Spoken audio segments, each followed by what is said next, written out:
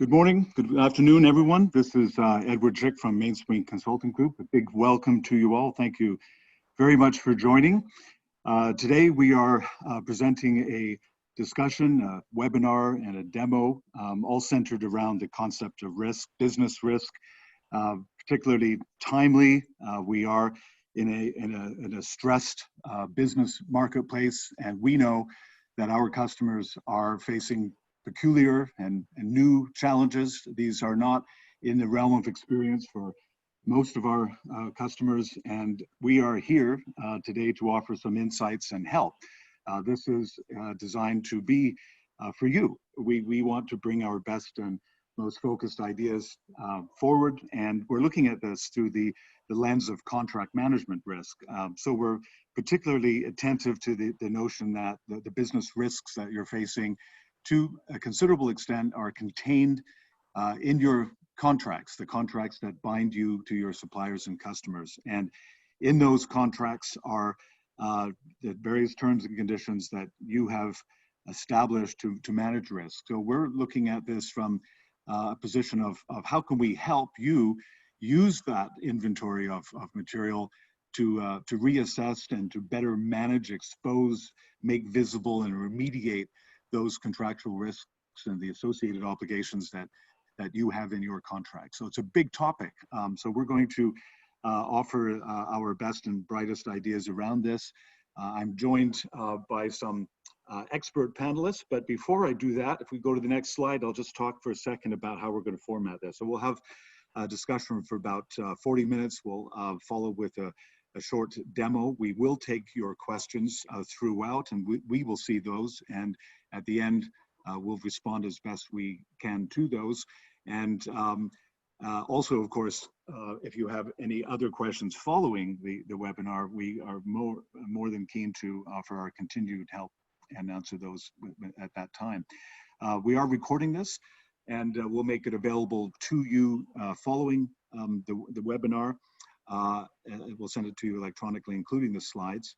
We'll have a couple of polls in between, and please respond to those right away, because we'll give you the answers right away. We're going to do this in real time, and as I've mentioned, we'll take your questions as we go. Next slide, please. Let me introduce my friends and colleagues. I've known Lauryn, Haake, and Jesal for a number of years. The three of us have worked together in the past at other companies. Lauryn is one of the thought leaders in this industry for a number of years, and I have tremendous respect and interest in her ideas. She will be presenting in a few moments, and I'll be adding my comments along with hers. And then towards the end, we'll hear from Jesal. Jesal and I know each other for many years as well. He is the product and technical and thought leader around how to go build cool stuff. I'm the guy who gets to talk about it. He gets to go build it. So we'll be hearing from him towards the end as well. Let me go through the agenda in sort of general terms. As I mentioned right at the beginning, we are in challenging times. Business looks like nothing most of us have ever seen before. And it is fraught with risk. Obviously, commercial risk, there's a downturn, but there's also opportunity to reformulate and treat your customers better, work with your suppliers in different ways. And so we're seeing this framed to some degree from a position of how do we get through this, how do we get out of it, and how do we learn from it and do better. We as a team have many customers and clients today, so we're seeing a lot of ideas and answers and paths forward. So we're going to share some of that experience. Obviously, we are as a team in the software business. We build and deploy software and solutions. So we clearly recognize that technology has an important role. We're coming at this from a slightly agnostic perspective, though, because we know our customers already, in many cases, have various repositories and tools and various things they use today to enable them to get through this. So we'll talk about how we might help you leverage what you might already have, but also maybe take an opportunity to refresh some of that technology platform and some of the thinking of how you use it. So this really is about best practices. And especially when the activity that you're undergoing is somewhat unusual, and a lot of people don't know necessarily what to do in severe crisis, which is frankly where many of us are. So we want to share some of those, and of course turn this into an actionable insights. So we will talk a little bit about some of the things you can do right now, and offer that as sort of the key takeaways. And of course, ultimately, this relates to establishing real value in this risk mitigation path. So it is a kind of conversation. We view this in a consultative fashion. We are consultants, and we're here really to basically give you our best thoughts on how to move forward. And please frame your questions in that context. We are here to help. So let me, if we transition to the next slide, please. And Lauren, I think you and I have spent some time in preparation for this. We were keen to come up with a sort of a framing model. And so perhaps I can let you speak, and I'll jump in as appropriate. Well, thank you, Edward. I really appreciate it. And good morning or good afternoon to everyone who's listening in today. So if you remember, the topic at hand is reassessing your risk situation. And what better time to do that than after the crisis that we've all faced. So before you sit down to reassess your risk, you first have to understand where it is. And you don't have to look very hard to find risk. But the subject matter for today is there's risk in so many things that we do in business. It is in your contracts, and interestingly, it's both in your contracts and in what's missing from your contracts. So if you've got good language in it that protects you from risk, that's great. But did you have language in there that protected you during this time of uncertainty and chaos? There's risk in what people do in relation to those contracts and how they fulfill the obligations. There's risk in the nature of your business, and there's risk in how your suppliers are providing the things that you need for your business. There's even risk in the environment, and many of us are experiencing that right now, whether it's from a regulatory perspective or a legal perspective. The environment that we operate in is more complicated today than it's ever been. But I think the scariest thing, the thing that keeps us up at night, is the risk that's in the unknown. And we've seen that unknown come to fruition. I don't think anyone has shied away from adjectives such as unprecedented when it comes to what we've all experienced in a global shared experience over the last number of months. And so the main idea here is, as you sit down to start reassessing your risk, understand that it is pretty much everywhere, but that means that it's all that much more important to address it and come up with a systematic way of capturing and measuring that risk. Let's talk a little bit about what the current experience of risk is. So we've alluded to COVID-19 and this global pandemic and the chaos that has ensued. But, Edward, you and I were talking about this as we were preparing for this webinar, and I think you had a couple of really interesting points of what people are experiencing when it comes to things like supply chain and where contract revisions are coming in. Can you share a little bit about that right now? Yeah, there was a recent study published in the Wall Street Journal indicating that about 40% of all global supply chains have been roughly catastrophically impacted. That will change from company to company as to what exactly does that mean, but it's severe impact across the supply chain. And of course, virtually every business has been impacted in some way or another. What this is also, of course, causing is a sort of a primary phenomena with these secondary impacts. So we've seen a lot of companies quickly go and hoard cash or freeze activity and put a sort of a big giant pause button on that. And then at the same time, they're doing the very things, or trying to do the things we've been talking about. And so they're trying to operationalize reinspection and categorization and building a sort of a triage around, other risks that they're facing. But the primary things they did, which were to freeze activity, or even invoke layoffs or suspend hiring and things like that, has caused this giant cascading effect on these indirect impacts. So they suddenly, the very people they need to help them identify risk are not available, or the specialty lawyer that they would traditionally use to give a render and a critical opinion, they're not able to actually, hire that person. Or he's not there anymore, right? It's, suddenly that position's not been filled, or that person's gone. Yeah, and so they're scrambling to just sort of respond to these core primary concerns. Or the office is closed, and some giant inventory of their contracts is physically in filing cabinets, and so they're actually literally unable to physically get to some of the material they need.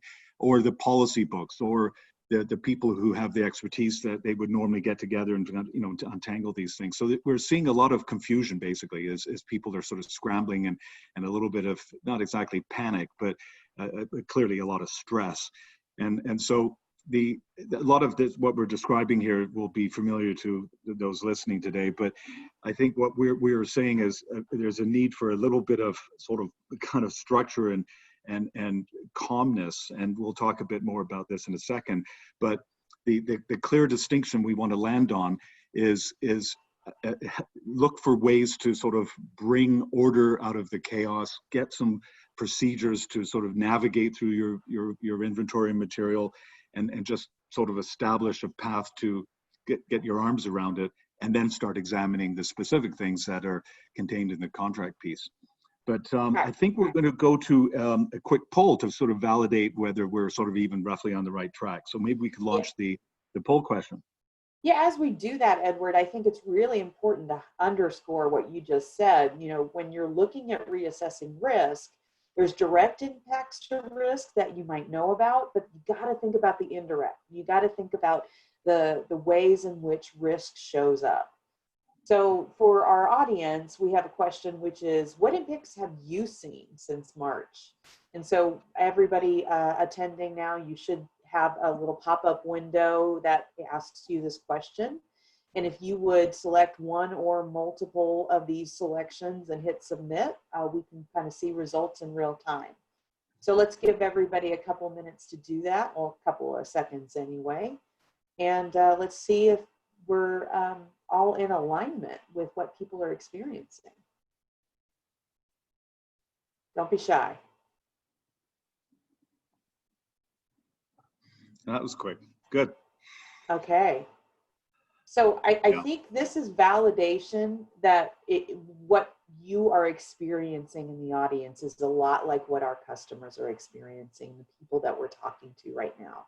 Exercising of contract cancellation terms, that's impact, right? That's something that's directly impacting, and it's a direct thing that is a risk, of course, that you know about, but the magnitude, the volume in which we're experiencing this is really what's surprising and what nobody could have predicted. So when you're looking at risk, you look at severity, you look at probability. Nobody guessed right on probability. And I think, anything else, Edward? Any insights you have here? So I'm reflecting on the sheer volume of this. So it's not just these things, but how do you manage this across scale? So the average Fortune 500 company has over 500,000 contracts in force. Some of the Fortune 10 companies exceed 10 million active contracts. I think it would be sort of an extraordinary exercise to be, if it's 40%, say, that are damaged supply chains and some contractual remediation is required, 40% of 500,000, managing that kind of work is truly extraordinary. So I think the next steps become where, the devil in the detail.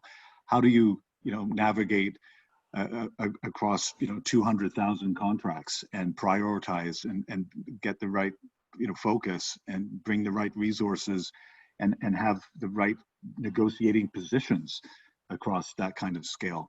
I mean, obviously not everybody does operate at that scale, but even if it's an order of magnitude smaller, you're still looking at tens of thousands of potential re-examinations and the associated teams and policies and procedures to handle that. This is pretty serious scale. And I think that's sort of leads naturally later into the conversation, how does technology come to bear to help you do that? But the poll results certainly support the claim.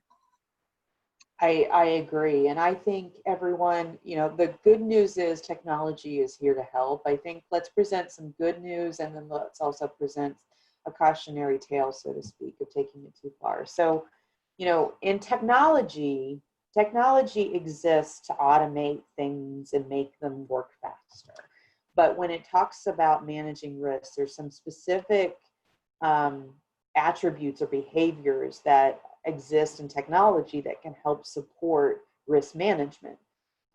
So looking at this from the lens of contract management, capturing and tagging data is the first step. It's the ability to find the text, identify where that text aligns with specific data points that you've told it to capture, so that you start creating that population of information based on the corpus of documents that you reviewed. But then you have to triage and inventory risk. And this is where your planning hits your production. So you have this triage of what risks are important to you, what got the most severity in your business, and how to inventory what those risks are. And oh, by the way, those risks are going to change. So technology helps to enable that. But the most power is when technology is done right, it's in the discovery and in the insights. So everything that goes into the technology comes out in the form of usable information. It's that transformation of pure data point into information that gives you the knowledge that you need in order to manage that risk. And discovery of risk is probably the key thing, the key feature that is the most important in the concept of CLM. Insights are the things that predict where the risk is coming from, suggest where that risk needs to be addressed, or suggest where the language could be preventative in nature to avoid a certain risk that you've identified. And then, of course, all of this is meant to lead to action. Quality data management gives you the ability to act. And so everything in technology, it's not just about a repository, it's about incorporating all of these features into giving you the best possible position to combat risk. Now, technology helps manage the risk, but there's also a situation where if you don't handle technology in the right way, either in your implementation or in your utilization, it can actually exacerbate risk, or it could actually create risk in and of itself and how you used it. And so some of these examples, and I don't mean to paint a dark cloud on this, but user adoption and access. Just because you have a system doesn't mean that people are going to use it and put in all that information that you need in order to get your insights. Access.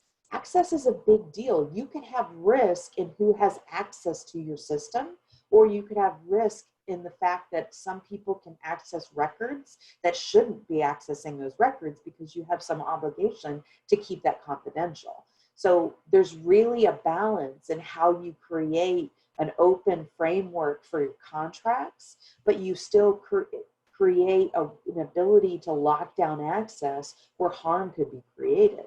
And a lot of companies intend to do well on this, but it's very difficult to implement if you don't have a good matrix for how people are going to see records. Another really common risk that people are seeing is multiple repositories. The bigger the company, the more apt they are to have more than one repository. There's nothing inherently wrong with having more than one contract management repository, but if you've got some eggs in a basket over here and other eggs in a basket over there, what happens when you drop an egg? And that's really the key here, is it's the creation of risk that something falls through the cracks.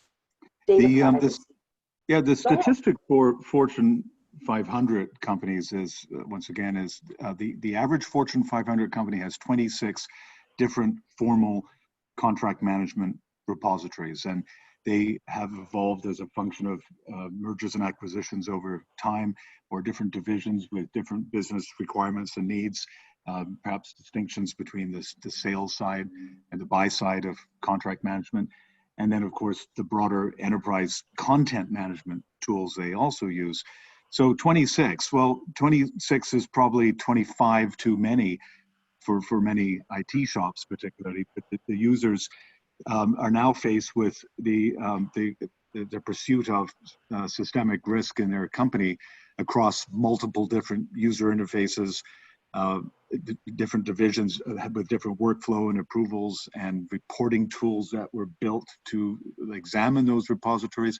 So the technology for many companies that we've seen is actually now really a pain in the neck, because what was supposed to be something easy to use and easy to access and yielding effective business utility and insights has now become recognized as a bit of a nightmare. So that will, of course, lead to some people taking a view that maybe it's time to sort of rationalize some of this, and we would certainly argue that any time is a good time to sort of get your act in order. The other thing to note here, though, is your existing vendors can be your ally, and user groups, for example, who are using one or more of the particular platforms. So we've seen some people turn to their user groups or their vendor and say, I don't actually have the reports that I need to examine the things I'm now looking for. Can you help me get those built, or do you have any pre-canned examples I could quickly tailor and get to access and data and visibility more quickly?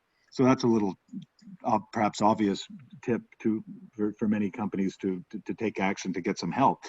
But it does speak to this larger problem that come to look at your technology with a critical view, because under crisis you'll see where the cracks are, and these are some of the examples. I'll let you continue with data privacy and the visibility issues, but there are some good broad best practices to think about to get help, and that's probably the key message. I couldn't agree more, Edward, and thank you for that contribution. I think just to finish out the concepts here, we don't mean to say that technology is always going to be risky, but what you do with technology is something you have to be mindful of. So from a data privacy concern, there's a lot going on in the world of data privacy and capturing who has access to data that you're hosting in your organization. And people don't often have that kind of design built into their CLM system, and they have to start pretty quickly in order to accomplish that. And then false sense of security, this is one that has come up recently, in the sense that people have gone through implementations, sometimes year-long implementations of CLM systems, only to realize that when something difficult happens, like COVID-19, they didn't have what they needed, but they thought they did. They thought that they had a good, solid CLM system because they'd just gone through this expensive, long, hard-earned victory of an implementation, but it didn't have the right lens towards what happens with risk. And so visibility of your records is not the same as having a view into risk. So let's transition into, let's go away from the negative and really talk about the positive. So there are things that you can do to make sure that your implementation of CLM is focused on risk. And this is where the risk context gets aligned with your implementation. The very first thing is maturity model. And what we mean by that is adopting a process of crawl, walk, run. So start small. If your organization is having difficulty with obligation management and tagging of discovery and insights into risk, start out small. Start out saying, okay, we're going to have 3 levels of risk, and we're going to do what we can to capture as much as possible. And we're going to measure that, see how it goes, and then we'll advance into a higher maturity level. Regulatory compliance. You know your regulations for your industry better than we do. So make sure that you know that you're working with the people that understand the requirements the best and can give us the indication for how that is going to fit into your implementation, whether that's in the form of data capture for reporting, or whether that's the form of regular reports out of the system that need to go to a regulatory body. It could be any of those things. The one that I like to focus on very heavily is measuring and prioritization.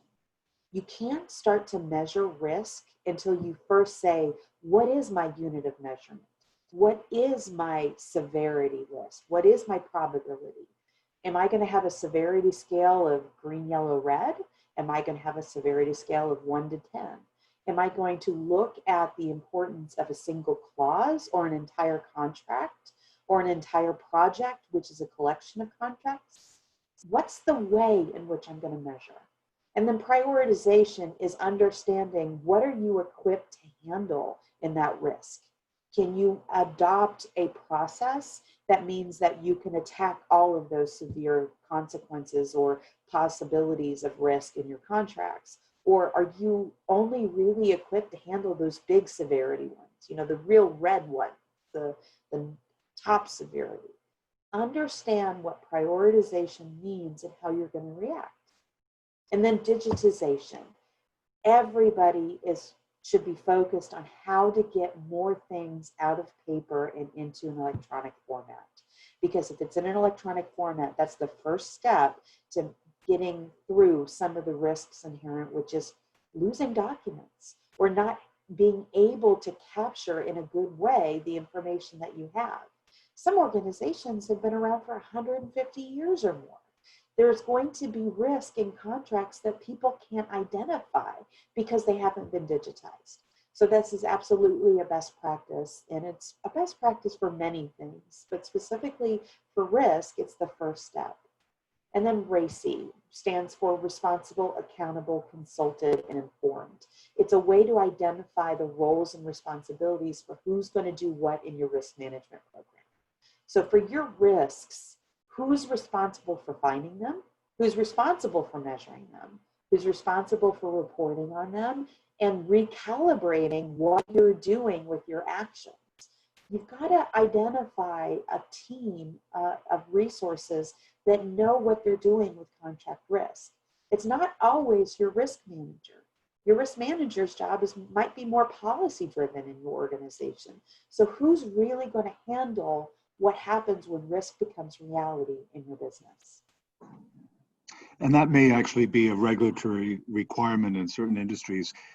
Publicly traded companies in the United States, SEC governed, are required in certain conditions to make visible what their supplier relationships were that they're canceling, especially if they sell into, say, healthcare or they sell to the government itself. So be very attentive on that link between RACI and the regulatory compliance. Globally and famously, there are over 4,400 laws around the world that apply ultimately to contract management. It's a giant number of regulations. We're not tracking all 4,400, but there are literally hundreds at the federal and state level. This is not a time to be inattentive to the regulatory exposure that you may face, especially if you're invoking, force majeure clause escapes or canceling contracts or not paying and subject to potential litigation, or you're choosing to do that with your own suppliers because you have to, or they failed in some critical fashion. So I think the council here is look at this holistically across these at least these 5 elements. The maturity model itself explicitly does speak to this, but in general terms, we're counseling that you don't do these things in sort of isolational sort of approaches. Think of this in terms of how it impacts the business at the most macro levels possible, which of course is likely where your board and executives are coming from in the first place. But be a participant in that larger pursuit. That is the best practice. We also think, like in other economic changes and crises, that following regulators will come back with additional regulations, like we did with Sarbanes-Oxley and in previous crises. So obviously that's not yet known and is coming in the future, but it speaks to the need to contain these risks and be able to report on it well.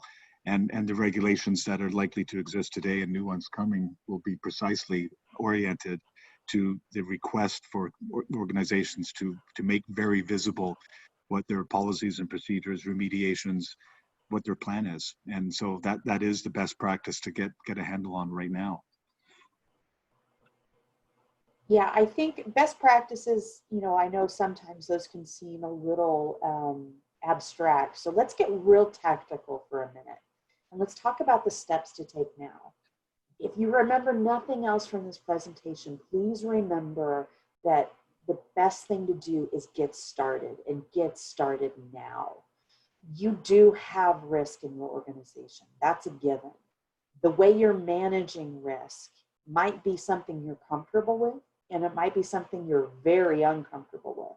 But regardless, reassess what you're doing on a regular basis and take this opportunity where you're seeing chaos and crisis and you're seeing things come to fruition that otherwise wouldn't as your impetus for change.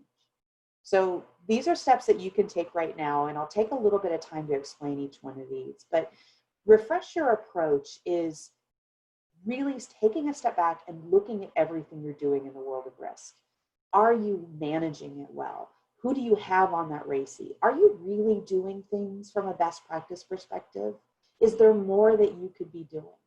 Have you been hurt by risks that you haven't managed well? Refreshing your approach is being in a position that you're reevaluating everything that you do from a contract risk management perspective.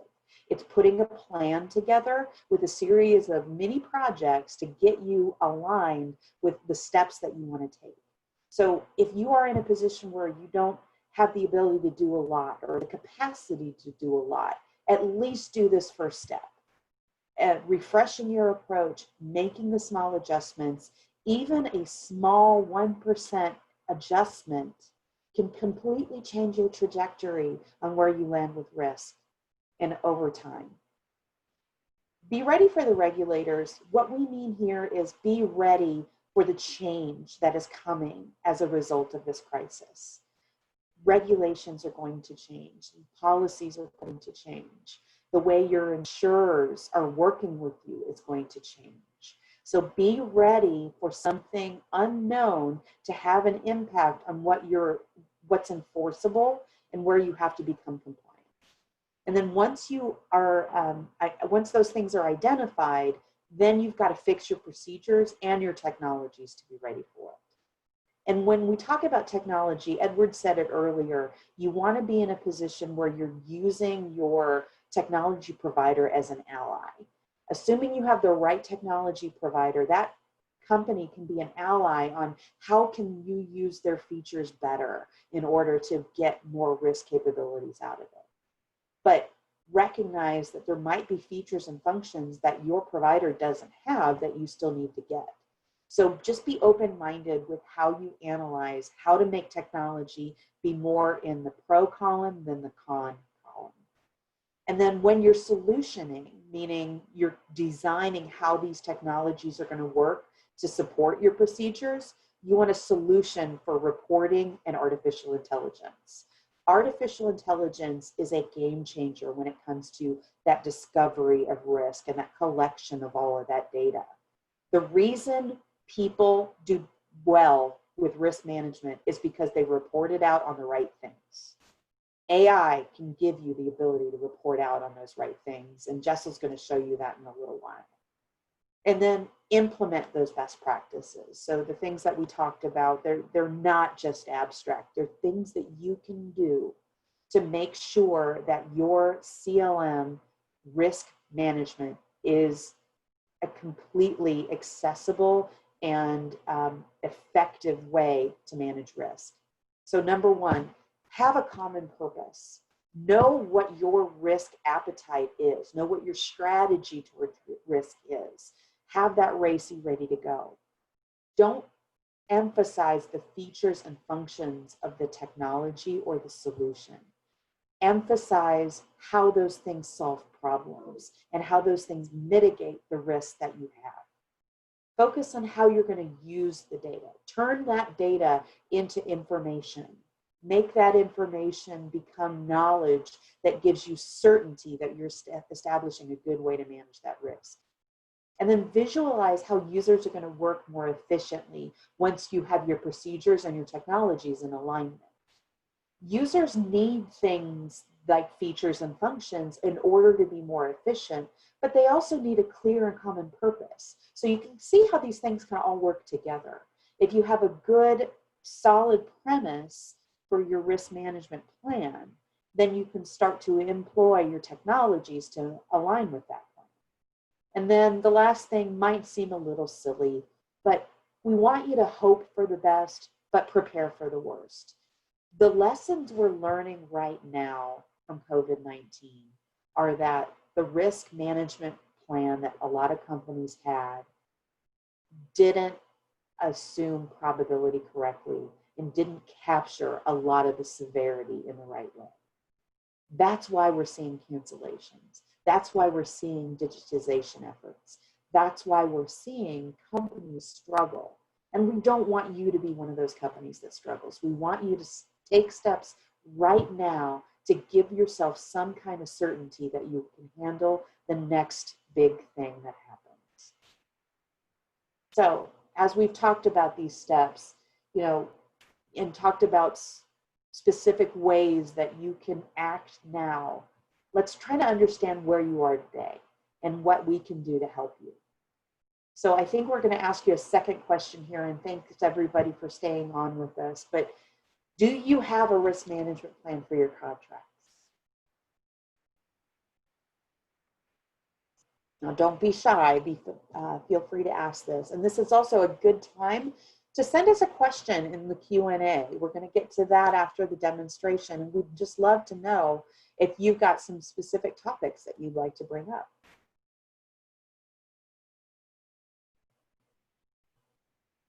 Okay, let's see the results of that.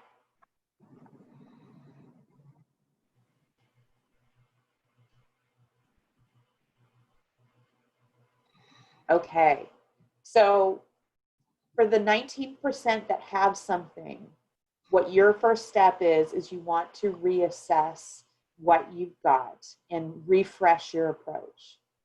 For those of you that are no or you're not sure, what you need to do is start the conversation with the people who are identified as the ones who are supposed to manage risk in your company. Start with your RACI. Then go into your measurements and your definitions of your risk tolerance. So everybody, whether you have one or you don't, it's time to make a plan. I think too, you want to be in the position with your senior management. If the answer is no, or you have no idea, those aren't particularly good answers. It might be a better answer to say, we're fixing it, we're working on it, we're strengthening it, we're examining it. We are right now doing everything we can to establish a clear profile of our risk, manage it as best we can in and around contracts, and blend that with the larger systemic risks the company itself is facing. I have no idea is not a great answer under any business conditions, but you can sort of turn that and sort of reformulate it, if you like, to we're working on it and we're getting there. We will get there. Give them a date if you can. I mean, obviously the first cut of a remediation plan may not be, your best and final, but I think we're counseling to, get on with it and be able to engage with your management and tell them that you're seeking a path forward. I think that at minimum needs to happen. And don't overthink it. Sometimes this can be such a difficult topic for people that they want to, it can be crippling on where to get started. Remember, complexity is the enemy of execution. So just keep it simple, get started, do what you can, and one step in front of the other. One idea too that we've seen a couple of companies that I reflect in the healthcare industry was they do have risk officers. All 6,000 plus banking institutions in the United States by law must have a risk officer, and healthcare similarly and elsewhere too. You could talk to the risk officers. They may not look at things from a contract management perspective in particular, but they will offer some sort of structured policies and procedures. They know how to communicate it and to whom. Many boards will have a risk committee. So you could speak with them and solicit their help. They're often selected and appointed to that position on the board because they do actually bring some historic experience in managing risk. So there's places where you can get help and see these folks as your allies. They may not have much of an understanding of contract management in the narrow sense, but they can offer that broader perspective of how risk is managed, communicated, reported, and they will of course have a line of sight to what the regulatory experience might need to be and what the response there should be. I think that's great counsel, and I think we would be remiss if we didn't say that all of us on this call are just committed to being a resource for you on how to help.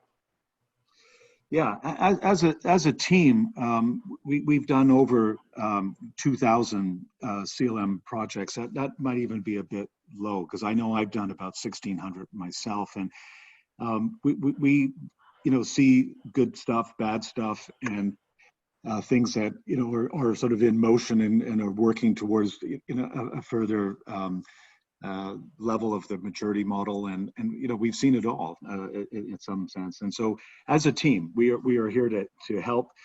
We are particularly oriented to the ServiceNow platform. Aavenir is the first, best, only product that runs on that platform, and we're very excited to work with Jesal and his team.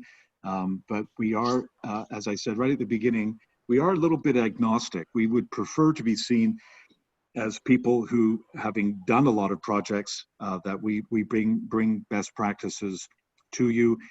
We do offer a full range of services. By that we mean initial analysis and transformation consulting, particularly through Lauryn's work, but a little bit of Mainspring. But Lauryn in particular is focused on what are the best practices and how do you move forward. Mainspring, which I'm representing here, is a product agnostic systems integrator. We do customizations. I run the ServiceNow practice, which is why we're working with Jesal, of course. But as a company, we are the largest boutique contract management company in North America. There's over 114 of us, and that's where many of those hundreds of CLM projects spring from. We also do backfile conversion.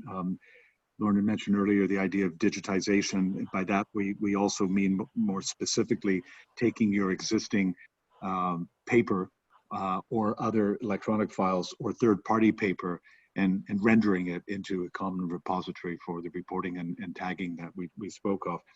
So Mainspring's in that business, and we of course integrate with back-end systems. And we're very excited, as we mentioned right at the beginning, to work with Jesal. Aavenir is a new product. I think it's one of the best new tools to enter the marketplace in a decade. It's superb, and we're going to have a look at that in a few minutes. But as a team, we're here to help, and we want to be your partner. We recognize the market's in a bit of a crisis, so we want to be a path to helping you get through it. With that, let me turn to Jesal has a few words as introduction, and then we're going to have a look at some new cool innovation he has. Thank you very much, Ed. Hopefully you guys can see my screen. Yeah, go ahead, Jesal. All right. Thank you, Lauryn. Thank you, Ed. It's always a pleasure to hear from you guys. And no matter how long you have been in this industry, it's always something to learn when both of you are speaking, especially in the context of risk. So thank you. And hello, everyone. I'm Jesal Mehta, the founder of Aavenir. I also go long back in the contract management space, closing to 2 decades working in the contract management space. Today, I'm just going to take you through our Aavenir Contractflow product, which gives you a complete life cycle of from create to execute to manage. In interest of time, because we have only like 16 minutes left for the webinar, I'm just going to quickly wrap up. But just to put a quick plug in from our past webinars, we have 2 past webinars on our website, which will give you the complete end-to-end view of our product. Today, we are just going to talk about the risk. How do we manage risk in this kind of a technology? Because as Lauryn and Ed talked about, technology is here to help, and that's what we are going to focus. We're just going to take a very small sliver of the use case and talk about that today. Briefly, what our Contractflow product is all about. It is for all personas, starting from procurement to IT to sales. All kinds of contracts are managed as part of Contractflow product. It's supposed to be, we are trying to democratize the contract management process, where anybody in your organization should be able to request for a contract.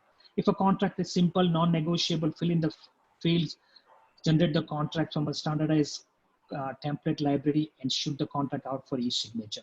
If it is a little more complex, which requires internal collaboration, external negotiations, redlining, that's when you start a different workflow, which we, very powerful workflow engine of ServiceNow that we are actually piggybacking on. And if you know, ServiceNow is a workflow company, and we are actually capitalizing on their workflow engine, where you can actually do various type of workflow. You can send it to multiple people, sequential, and so on, so forth. We also have a Microsoft Word integration, which kind of talks directly to your Aavenir. So you still get a Microsoft Word flexibility, and still when you click on save, instead of saving on your hard drive, it saves in your centralized repository as a new version. So it gives you an organizational control as well. And every action in the system is kind of audited, who did what and when, which is very, very critical in a contract management system. Finally, the approvals and signatures are done. The life cycle still continues. So you kind of manage the contracts post activation. So you amend the contract, renew the contracts, manage the risks. Obligation management is very, very critical post activation. Your regulatory compliance, the things that Lauryn touched upon earlier, in SOX compliance and others that Ed was referring to, those are very, very important things that we can also manage with this product.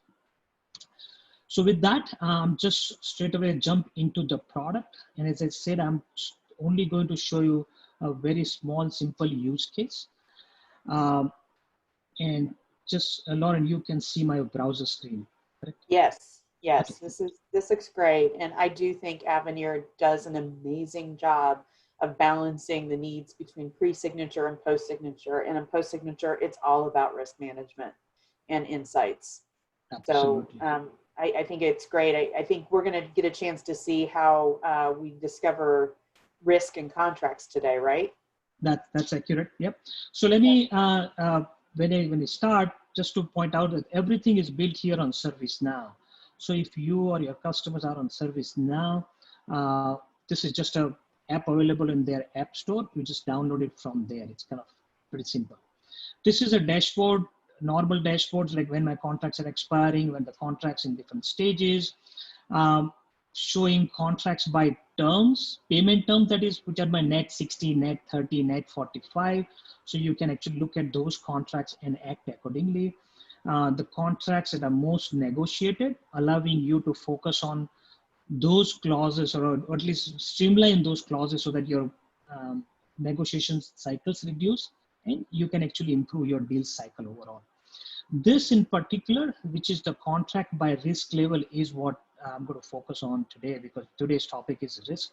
So this is a simple dashboard, kind of gives you different level of contract risk, and we can look at it of how you designate a risk. But assuming that we have designated some risk to each contract, you can actually do a quick look at these contracts by risk. Let's say you click on that, and you can drill down from that as well, that these 16 contracts have high risk, and you can go on each one and actually look at the risk as well. The other thing that I want to talk about is the search function, because what I've seen is no matter how advanced your tool and technology is, you can talk all about artificial intelligence, blockchain, and whatnot. What I've heard from the contract managers is the most used function is a search function. So there are interesting things that we do with search where, let's say in this particular example, you are looking for InFocus. That's the vendor that we are doing contract with. So yes, you get 68 results from this where InFocus appears, InFocus as a vendor, or wherever that appears in the free text as well. So we search for the free text as well. It's a good start. However, we actually go beyond that. We allow you to search within search. So you can now start zeroing down into exact kind of contracts that you're looking for. For example, you can say, show me all the contracts that are after, let's say, 1st of January, right? You can do that as well. Or in context of today's conversation, you can say, show me all the contracts which has InFocus as a term and the clauses that are not present. If the liquidation clause is not present in there, I want to look at those contracts. Because if I know those, then I know they may be higher risk for me. And hence, I'm going to be paying special attention to those. So from that, actually 65 of them do not have that, and only 3 had that. So that actually tells you that the liquidation damages, which may be important for you, are missing out on majority of your contracts. So yeah, this is another way to look at it. This is amazing. And I think everybody needs to understand that you don't know what the next risk is. And when you don't, you have to have a search like this. You have to have the ability to look for what's in the contract and what's not in the contract. This is phenomenal. Yeah, and very good point, Lauren. I mean, in post-COVID, what I have encountered most often is a lot of general counsels are trying to look for contract where the force majeure clause is not there. Because now they are exposed that they want to exercise those, but if the clauses are not there, they are unable to do so.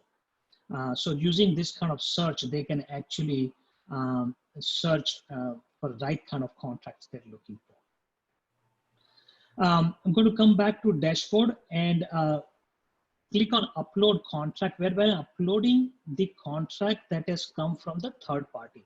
The reason we are doing this because usually, yes, this tool allows you to create the contract from our own template as well, but usually the contracts that are created by or paper that is coming from the third parties usually presents a higher risk because that's not your language.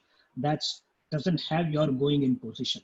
So what we do is we have a proprietary machine learning algorithm which actually reads using the natural language processing and looks at the contract text that has come from the other party and extracts the key terms from there. For example, in this particular example, it says the contract has come from Dell.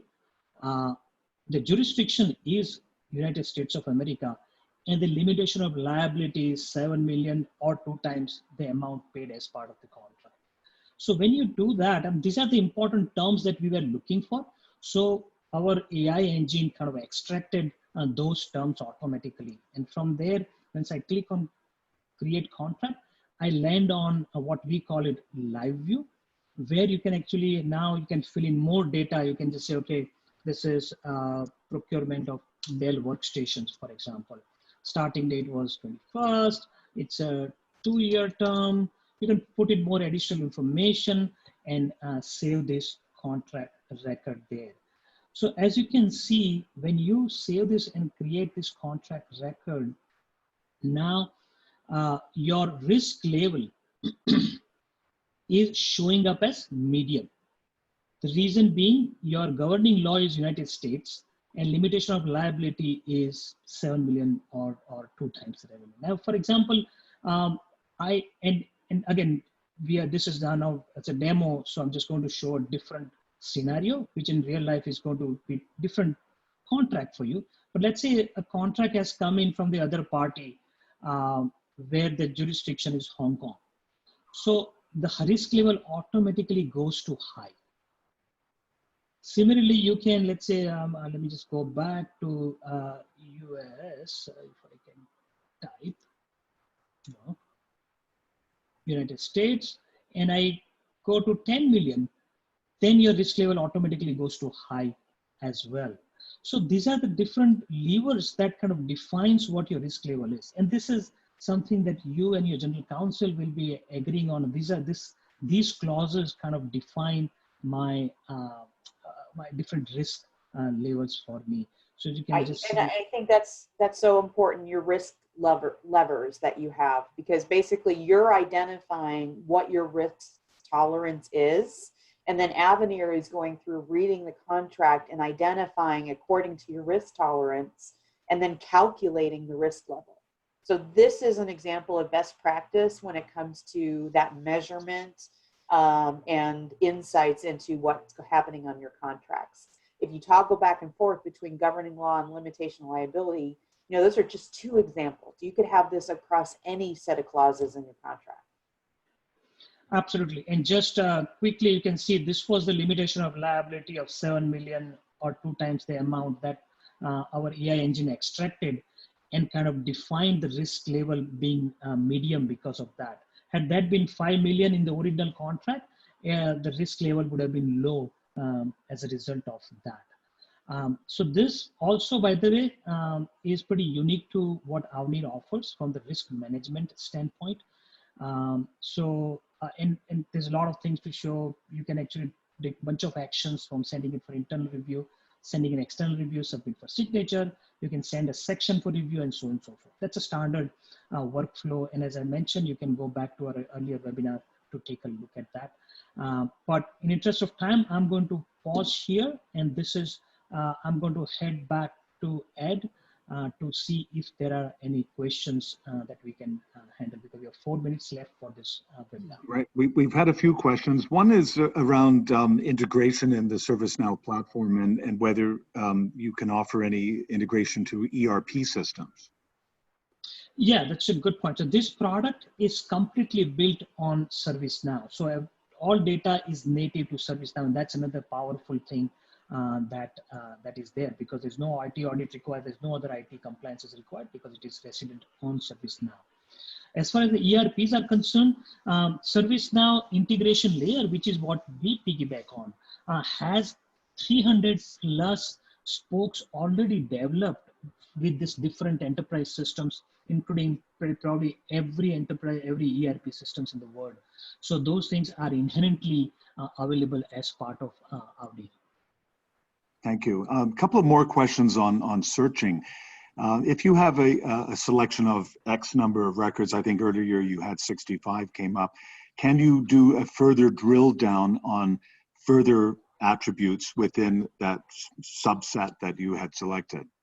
Yes, so there are a fixed set of subsets that we have that includes, like, when do you start, the type of contract, the account. So there are like 10 or so different parameters using which you can actually drill it down to a specific number of contracts. So you can sort of build a sequence of searching to get further and further drill down. Okay. Yep, and can you do search text within at the clause level? Yes, absolutely. So we provide the free text search.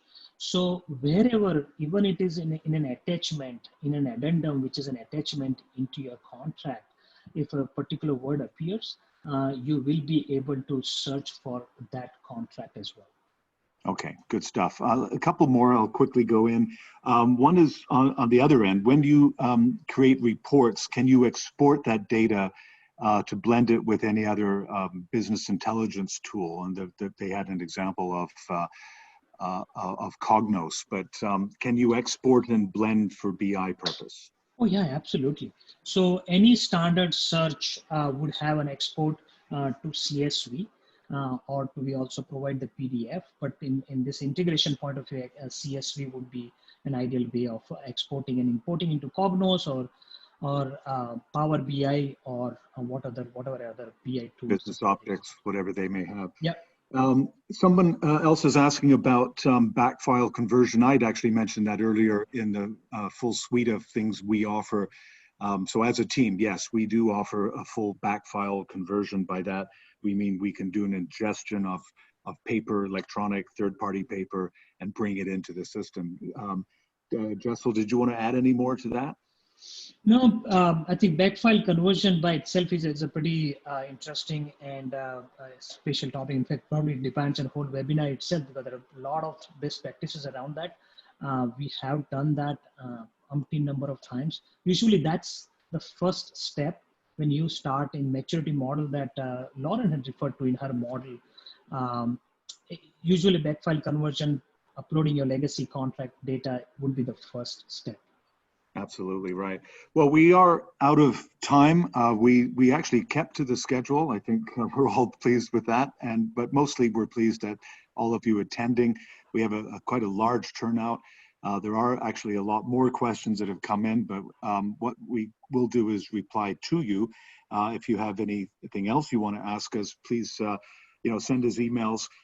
But as we've all said, we are here for you guys. It is a tough market. It's a market in crisis.